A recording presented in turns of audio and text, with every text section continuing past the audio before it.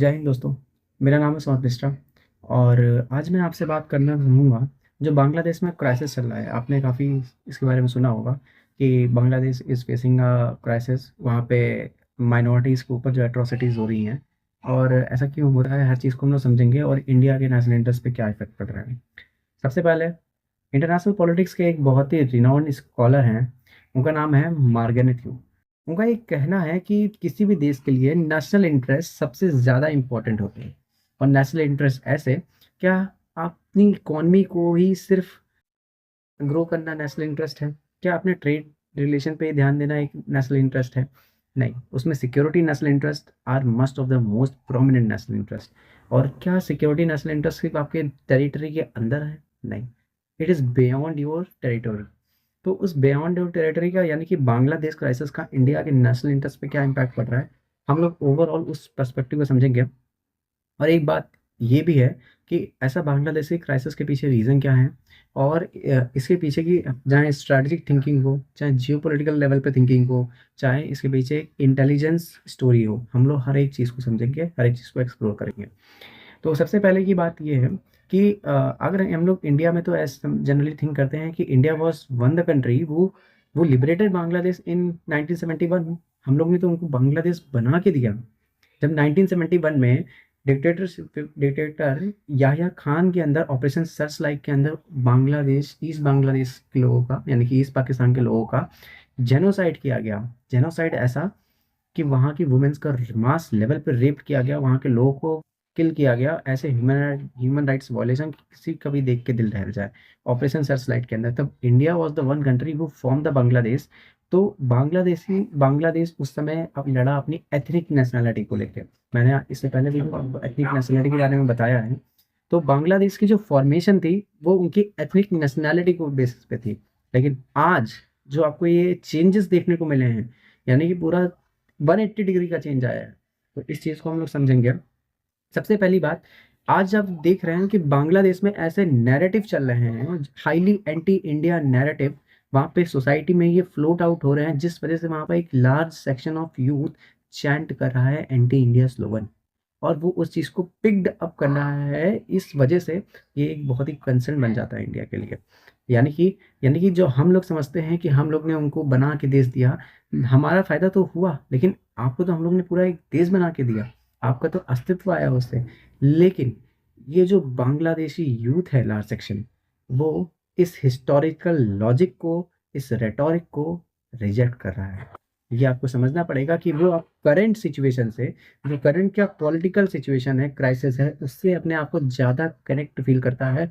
और उसका ये फैनेटिज्म को बनाया है radical Islamist, radical extremist organization ने, जो बांग्लादेश में एंटी इंडिया नैरेटिव को गढ़ने का प्रयास कर रही है। ऐसा किस वजह से होता है? उन्होंने ये कहा, जबकि अभी हम लोग इंडियन समझते हैं कि 15 साल से जो शेख हसीना की गवर्नमेंट थी, उन्होंने तो इंडिया को as a reliable ally present किया पूरे बांग्लादेश में। पूरे बांग्लादेश में ये बताया कि इंडिया उनको किस तरह से कोऑपरेट करता है हर एक जगह, और पूरे बांग्लादेश में ये एक नैरेटिव था। लेकिन इस नैरेटिव को काउंटर उन रेडिकल फोर्सेस ने इस तरीके से किया कि देखिए, इंडिया को, आपको तो फ़ायदा हुआ मानते हैं, लेकिन इंडिया को ज़्यादा फ़ायदा हो गया। यानी कि आप चाहे उसका ट्रेड उठा लें, आप ट्रेड डेफिसिट में हैं। अरे भाई, ट्रेड डेफिसिट में तो होंगे ही, क्योंकि इंडिया की इकोनॉमी और बांग्लादेश की इकोनॉमी का कोई कंपैरिजन है? इंडिया की जो डाइवर्सिफिकेशन ऑफ इकोनॉमी है, हम आपको, जाहिर सी बात है, वो गुड्स सर्विसेज ज़्यादा देंगे तो आप तो ट्रेड डेफिसिट में रहेंगे ही। तो ये चीज़, ऐसे ऐसे नैरेटिव में बोला गया कि ये ट्रेड है, ट्रेड का बेनिफिट भी इंडिया ले रहा है, इंडिया को ज़्यादा फायदा हो रहा है, बांग्लादेश को नुकसान हो रहा है, और India is interfering in your country. बात इंटरफेयरिंग की नहीं है। और बांग्लादेशियों को अगर ये लगता है कि ये सिर्फ उनके देश की बात है, it is a regional concern और it is a concern, security concern for India as well. तो हम लोग ऐसे ही देखते नहीं रहेंगे। तो बात ये भी आती है, इस तरीके को उन्होंने प्रेजेंट किया कि देखिए, इंडिया को जो रिलायबल एलाई प्रेजेंट कर रही है वो सिर्फ शेख हसीना की गवर्नमेंट है। जो शेख हसीना की गवर्नमेंट के खिलाफ सेंटिमेंट्स थे, उसको भड़काया गया और बोला गया कि इंडिया को रिलायबल एलाई नहीं है। यानी कि इंडिया ने कभी बांग्लादेश को इक्वल माना ही नहीं। ये बात आप सोच लीजिए, जिन्होंने इनको देश बनाया, इनके एम्बेसी बनाई, हर तरीके से उनको डिप्लोमेटिक स्टैचर पूरे इंटरनेशनल फोरम पे गिराया, वो उसके लिए ये नैरेटिव करते हैं। और ये नैरेटिव फ्लोट होता है पूरे बांग्लादेश में कि उसने कभी इनको इक्वल माना ही नहीं। हमने इक्वल नहीं माना होता तो आपको पूरे इंटरनेशनल स्टेचर मिलता भी नहीं। तो ये बात ये आती है। अब मुझे ये सब देख के मेरे दिमाग में एक बहुत ही एंशियंट ग्रीक स्कॉलर थे पोसाइडस। पोसाइडस का ये कहना था पोसाइडस का ये कहना था कि देखिए, अगर आपका शक्ति बढ़ रही है, यानी कि आप एज अ देश, अगर आपकी पावर बढ़ रही है, आपका एक जियोपॉलिटिकल राइज हो रहा है, आपका इकोनॉमिकली बढ़ रहे हैं, तो आपके फ्रेंडली नेबर में भी एक सेंस ऑफ, उनके दिमाग में भी ये इनसिक्योरिटी होगी कि आप हेजेमनी हो बना के उनके देशों की फॉरेन पॉलिसी, उनके देशों की डोमेस्टिक पॉलिटिक्स को इन्फ्लुएंस करने का काम करेंगे।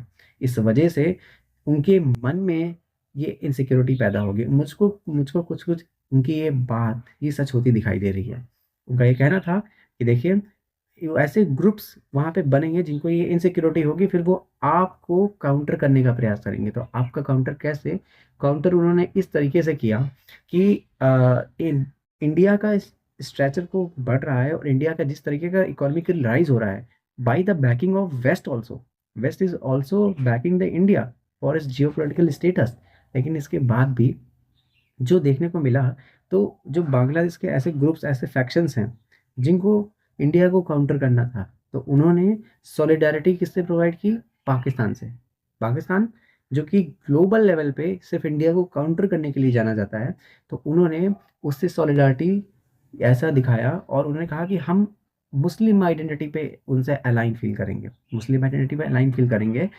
जबकि अगर देखा जाए तो बांग्लादेश का जो जन्म हुआ है वो उनकी ethnic national identity Bangla identity पे हुआ है, लेकिन नहीं, उनके अंदर ऐसा रिलीजियस फैनेटिज्म, ऐसा रिलीजियस लूनेटिज्म भरा गया, जिस वजह से आज वो एक ऐसा सॉलिडारिटी की बात करते हैं, पाकिस्तान से सॉलिडारिटी की बात करते हैं। और हालात इस कदर हैं कि रिसेंटली जो बांग्लादेश की इंटरिम गवर्नमेंट, मोहम्मद यूनुस के अंतर्गत जो इंटरिम गवर्नमेंट फॉर्म हुई है, उसने जो पाकिस्तान के थ्रू कार्गो आता है, जो पाकिस्तान से थ्रू कार्गो आता है, उसकी जो 100% स्क्रीनिंग थी उसको वेव ऑफ कर दिया। इसका मतलब ये है कि बांग्लादेश में जो पाकिस्तान के कार्गो है उसके थ्रू एम्यूनेशन, उसके थ्रू नार्कोटिक्स, ड्रग्स, ये सब आ सकते हैं। और ये सब आ सकते हैं, इसकी स्क्रीनिंग तो होगी नहीं।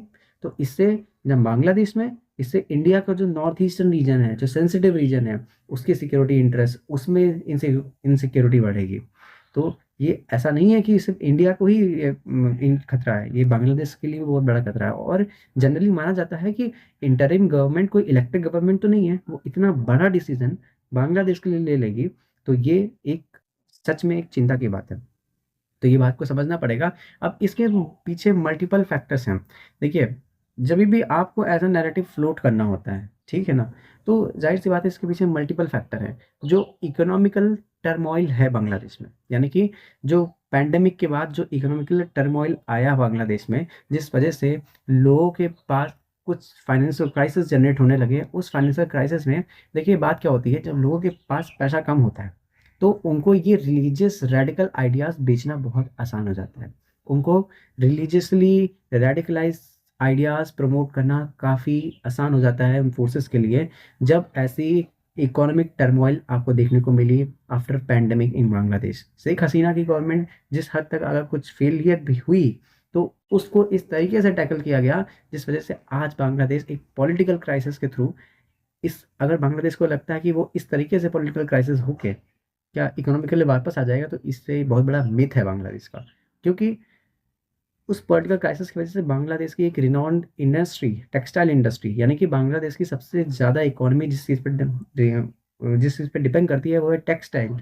और टेक्सटाइल इंडस्ट्री पे इतना नेगेटिव इम्पैक्ट पड़ा है, आप जो प्रोटेस्ट हुए, जो रिलीजियस फंडामेंटलिस्ट और जो ये प्रोटेस्ट हुए थे, इन्होंने जो जो शेख हसीना की गवर्नमेंट, इनको ऐसा लगता कि वो फैक्ट्री की शेख हसीना के गवर्नमेंट के सपोर्टर किए, उस फैक्ट्री को जला दिया। और उस वजह से ऐसा एक जो क्राइसिस हुआ, इनकी इंडस्ट्री, टेक्सटाइल इंडस्ट्री में काफ़ी नेगेटिव इम्पैक्ट पड़ा। जो बड़ी बड़ी रिनाउंड ब्रांड्स हैं, ज़ारा, एमआईबी, ये सब वहाँ से इनके स्टॉक फंस गए और इसको निकलने का प्रयास कर रही हैं। अब वो परमानेंटली शिफ्ट कर रही हैं बांग्लादेश से। तो ये जो नेगेटिव इम्पैक्ट पड़ा है पॉलिटिकल क्राइसिस से, डायरेक्टली आपके नेगेटिव इम्पैक्ट पड़ता है आपके इकोनॉमी को। तो ये चीज़ आपको बांग्लादेश में देखने को मिली।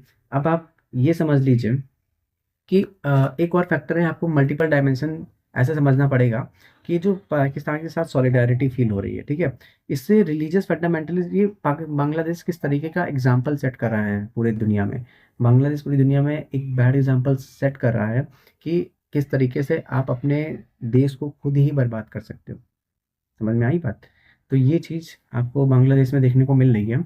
एक इसके पीछे एक बहुत पर्सपेक्टिव ये भी है कि इसके ऊपर बाहरी फोर्सेस का इन्वॉल्वमेंट है। अब जो आपको प्रोटेस्ट देखने को मिला शेख हसीना की गवर्नमेंट के खिलाफ, जो आपको प्रोटेस्ट देखने को मिला, क्या उनके खिलाफ जो स्टेटमेंट आई, क्या ये सिर्फ बीएनपी वालों ने दी, कि जमात इस्लामी और ये स्टूडेंट प्रोटेस्ट वालों ने दी? नहीं, वेस्ट से भी आई स्टेटमेंट।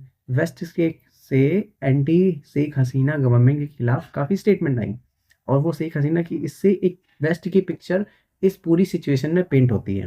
वो वेस्ट की पिक्चर ऐसे है कि यूएस से ऐसा कुछ चाहता था शेख हसीना से, जो शेख हसीना ने देने से मना कर दिया। यानी कि यूएसए के ऐसे स्ट्रैटेजिक कंसर्न जो बांग्लादेश में थे, और वो बांग्लादेश की जो शेख हसीना की गवर्नमेंट है वो उसको फुलफिल नहीं कर रही थी, इस वजह से यूएसए ने अपने इन्फ्लुएंस के थ्रू उसको चेंज करने का प्रयास किया, उस स्टेटस को बदलने का प्रयास किया।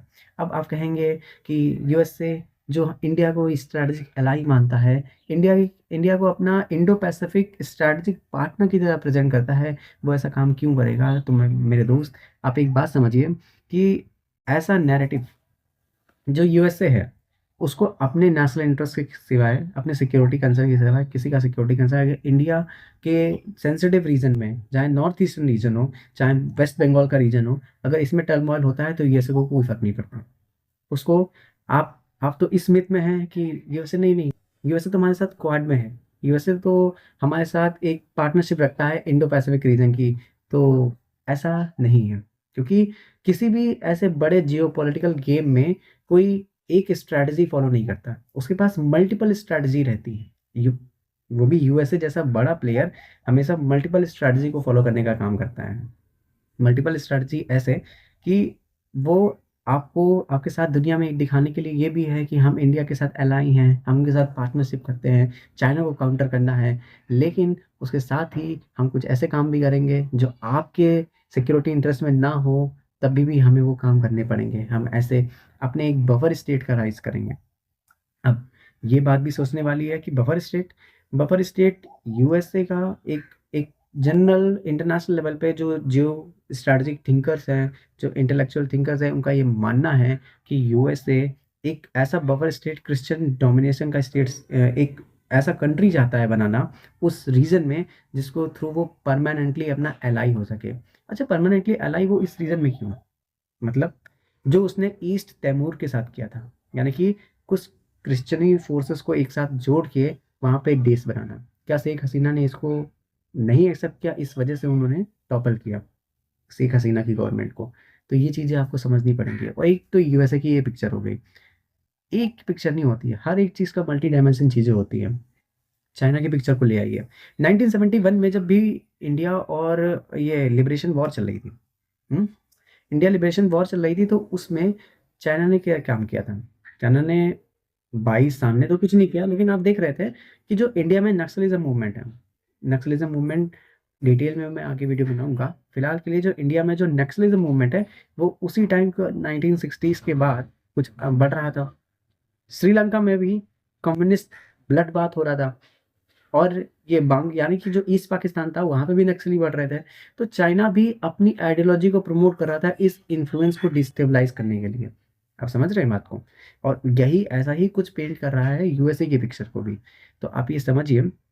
अब बात ये समझते हैं कि इंडिया कि यूएसए ऐसा क्यों चाहता है कि यहाँ पे एक क्रिश्चियन देश का फॉर्मेशन हो जाए, यानी कि जो उन्होंने ईस्ट तैमूर के साथ किया, वो ऐसा एक क्रिश्चियन देश का क्यों मान रहा है? इस क्रिश्चियन देश कैसे, देखिए, जो मिजोरम में जो कम्युनिटी है, कुकी जो कम्युनिटी है, वो सॉलिडारिटी फील करती है चिन कम्युनिटी, जो म्यांमार का चिन स्टेट है, वहाँ पे जो जू कम्युनिटी रहती है उसके साथ सॉलिडारिटी फील करती है। और बांग्लादेश का चटगांव एरिया में भी कुछ जू कम्युनिटी के लोग रहते हैं। तो इसको कलेक्ट करके वो एक सिंगल बफर स्टेट बनाए, जिसपे यूएस से प्रॉपरली अलाई हो पाए कि अगर चाइना को फ्यूचर में काउंटर करना पड़े तो वो उसका 100% साथ दे।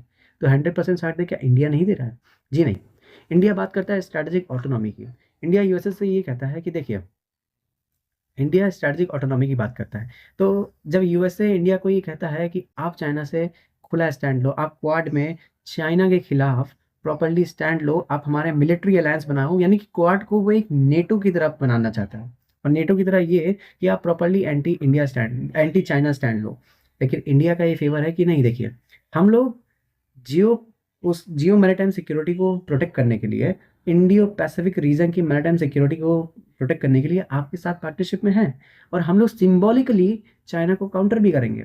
लेकिन अगर आप ये समझते हैं कि हम लोग डायरेक्टली चाइना के साथ कोई मिलिट्री कन्फ्रंटेशन सिर्फ आपकी वजह से करें, तो ऐसा नहीं होने वाला, क्योंकि हम लोग स्ट्रैटेजिक ऑटोनॉमी, और ये बात सही भी है, क्योंकि अगर जिसने जिसने दूसरे कंधे पे रख के तीर चलाई है, तो हमेशा उसका जो हुआ है वो हर जगह आपको एग्जाम्पल देखने को मिल जाएगा, चाहे वो यूक्रेन हो, कोई भी देश हो जिसने यूएसए एक भस्मासुर टाइप का है, आप समझ लीजिए, जिसके ऊपर उसने हाथ रखा वो देश भस्म हो गए।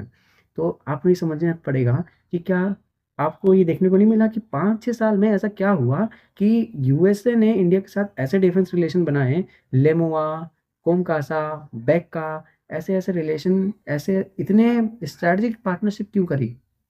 तो एक पर्सपेक्टिव था कि यूएसए तो इंडिया के साथ रिलेशन हम लोग को स्ट्रॉन्ग कर रहा है, हमको अच्छे से इकोनॉमी हमारी मजबूत कर रहा है, तो ऐसा नहीं है। उसके पीछे पासिंग द बक स्ट्रैटेजी भी है, यानी कि इंडिया यूएस को ये कहता है कि जिस बुकों को पढ़ के आप अपनी फॉरेन पॉलिसी बना रहे हो, वो बुक हमने भी पढ़ी है। मतलब देखिए, राजनीति के ज्ञान आप हमको मत दीजिए। मेजरहाइमर के थॉट्स आपको पता है और मुझे भी पता है, हमें भी पता है कि क्या थे। मेजरहाइमर के थॉट ने यूएसए को ये बात कही कि देखो, अगर तुम्हें चाइना को काउंटर करना है ना, तो इसके पीछे दो तरीके के तरीके हो सकते हैं। एक होते हैं डायरेक्ट वेज, एक होते हैं इनडायरेक्ट वेज। डायरेक्ट वेज में या तो आप चाइना से वॉर कर लो, और चाइना से जब वॉर करोगे तो आपके रिसोर्सेज, आपके आपके लोगों की ज़िंदगी, आपके इकोनॉमिकल टर्मोइल, तो आपको फेस करना पड़ेगा, आपको एक स्ट्रैटेजिक लॉस होगा वॉर से, जबकि चाइना को भी होगा। तो ये तो एक तरीका है जो कि चाइना पे ये अप्लाई नहीं किया जा सकता यूएसए के द्वारा। और दूसरा तरीका है कि आप चाइना को ब्लैकमेल करो। ब्लैकमेल किस लेवल पे? कि चाइना को काउंटर करने के लिए आप वहाँ पे आप चाइना के जो इंसर्जेंट ग्रुप हैं, चाइना में फ्री तिब्बत मूवमेंट को, ताइवान पे कुछ कर दिया, लेकिन चाइना जैसे कम्युनिस्ट देश के खिलाफ ये भी करना मुश्किल है, क्योंकि चाइना कोई डेमोक्रेटिक कंट्री तो है नहीं, वहाँ पे फ्री एक्सेस तो आपको मिलेगा नहीं। इस वजह से ये भी स्ट्रेटजी यूएस को काम नहीं करेगी। फिर इनडायरेक्ट वेज में 3 तरीके आ जाते हैं। एक होती है passing the buck strategy. Passing the buck strategy यानी कि अपना बक आपने दूसरे के पास किया, यानी कि आप अपनी ज़िम्मेदारी, आपका इंटरेस्ट है कि चाइना काउंटर हो जाए, और आप अपना जो बक है वो ट्रांसफर कर रहे हो इंडिया को कि इंडिया तुम काउंटर करो, हमने तुमको तैयार किया है। यानी कि ये तो वही बात हो गई जैसे बकरे को तैयार किया जाता है हलाल होने के लिए खिला पिला के, तो उस तरीके। लेकिन इंडिया बहुत अच्छे से ये बात जानता है। एक होती है पासिंग द बक स्ट्रैटेजी। क्या इंडिया चाइना से सिर्फ इसी वजह से लड़ जाए क्योंकि यूएसए चाहता है? नहीं। इंडिया कहता है कि हमारे चाइना से जो डिस्प्यूट है, हमारे चाइना से हमारे चाइना से जो डिस्प्यूट है हम सॉल्व करेंगे। चाइना हमसे लड़ेगा, हम लड़ेंगे, हम अपनी लड़ाई लड़ेंगे, हम यूएसए की लड़ाई नहीं लड़ेंगे। तो इस वजह से यूएसए इंडिया को कोई रिलायबिलिटी, इंडिया यूएस की रिलायबिलिटी है वो कहीं ना कहीं क्वेश्चनेबल होती है। तो एक होती है पासिंग द बक स्ट्रैटेजी, दूसरी स्ट्रैटेजी होती है ब्लड एंड बाथ स्ट्रैटेजी, जो कि उसने यूज़ कर, ब्लैक एंड बाथ स्ट्रैटेजी का यूज़ उसने यूक्रेन और रशिया में किया। इसका मतलब ये होता है कि बेसिकली आप बहुत ही कमज़ोर देश को सपोर्ट करो एक बहुत ही विशाल देश के सामने, जो कि स्ट्रॉन्ग हो, और दोनों को आपस में लड़ा के उस स्ट्रॉन्ग देश को उस देश में फंसा दो। जैसे इन्होंने रशिया को 2 साल तक उलझा दिया यूक्रेन में, तो ऐसे इन्होंने ब्लड एंड बाथ स्ट्रैटेजी का यूज़ किया रशिया यूक्रेन में, जो कि हालांकि वो इन चाइना के साथ और इंडिया के साथ ये नहीं कर सकता, क्योंकि इंडिया कोई कमज़ोर देश तो नहीं है। दोनों, इंडिया भी काफ़ी हद तक चाइना को काउंटर कर सकता है। और ये इसके बाद तीसरी स्ट्रैटेजी थी जो थी, वो यूएसए की थी, जो मेजर हाइमर ने यूएसए को बताई। वो वो लेटिंग ब्लड स्ट्रैटेजी थी। यानी कि इसका मतलब ये होता है बेसिकली कि आप दोनों देशों को सपोर्ट करो। यानी कि ये एग्जाम्पल हमको मिलता है कि आप दोनों देशों को सपोर्ट करो, दोनों देशों को लड़ाओ। ये एग्जाम्पल हम लोग को यूएस ने इराक और ईरान वॉर में दिया। तो बेसिकली इंडिया यूएस का, जब हम लोग को ये बात पता है, मैं आपको ये बात बता रहा हूँ, तो हमारे जो फॉरेन पॉलिसी मेकर्स है उनको भी ये बात पता है कि हम लोग एटलीस्ट आपके इस नैरेटिव में नहीं फंस रहे हैं, ठीक है ना। तो इस वजह से यूएसए को एक की रिलाई चाहिए कि हमको चाइना को हर कीमत पे काउंटर करने वाला चाहिए, जो कि हमारे हिसाब से चले। तो India is not like that country. तो उनको इस तरीके के नैरेटिव को जोड़ने की ज़रूरत पड़ी। तो आपको ये समझ में आया होगा कि बांग्लादेश में ये जो चल रहा है इसके पीछे मल्टीपल पिक्चर्स हैं, चाहे वो चाइना की पिक्चर हो, चाहे वो यूएसए की पिक्चर हो। तो अल्टीमेटली जो रिलीजियस फंडामेंटलिज्म है, रिलीजियस फंडामेंटलिज्म जो बांग्लादेश में बढ़ रहा है, वो एक सिक्योरिटी कंसर्न है इंडिया के लिए। आप इसको इस तरीके से समझ लीजिए, एक जियोपॉलिटिक्स मैंने आपको समझा दी, इसके पीछे स्ट्रैटेजिक इकोनॉमिकल कंडीशन बता दी। ये जो आप बांग्लादेश में आपको देखने को मिल रहा है, ठीक है? आज के बाद ये जो बांग्लादेश में, अब बांग्लादेश को ये तय करना है कि वो किस तरीके के नैरेटिव को पिक करना है। क्या बांग्लादेश को इस नैरेटिव को पिक करना है, रिलीजियस फंडामेंटलिज्म में आके अपने देश को नुकसान पहुँचाने का कार्य करना है, इंडिया को सिक्योरिटी इंटरेस्ट को थ्रेटन करने का काम करना है, या फिर अपनी इकोनॉमी को ठीक करके इस रिलीजियस लूनेटिज्म से बाहर आके वहाँ की माइनॉरिटीज़ को प्रोटेक्ट करने करके आगे बढ़ने का काम करना है। It's all for Bangladesh to decide its faith and future, and India is highly connected. देखिए, बांग्लादेश जो काम करेगा वो इंडिया के साथ, क्योंकि बांग्लादेश और इंडिया का फ्यूचर कनेक्टेड है, ठीक है ना? इस पूरे रीजन की जो सिक्योरिटी है, यानी कि जो इंडिया का सपना है एक्ट फार एक्ट ईस्ट पॉलिसी का, हम लोग अपने नॉर्थ ईस्टर्न रीजन में इतनी मुश्किल से काबू पाया कि हम लोग अपनी चीज़ों को समझें और वहाँ पे डेवलपमेंट करें, हम लोग कनेक्टिविटी करें, फार ईस्ट म्यांमार, थाईलैंड, इनके थ्रू कनेक्टिविटी करें। हम लोग का वो सपना पूरा कैसे होगा जब ऐसी टर्मोइल रहेंगी, जब वहाँ पे ऐसे सिक्योरिटी कंसर्न आ जाएँगे।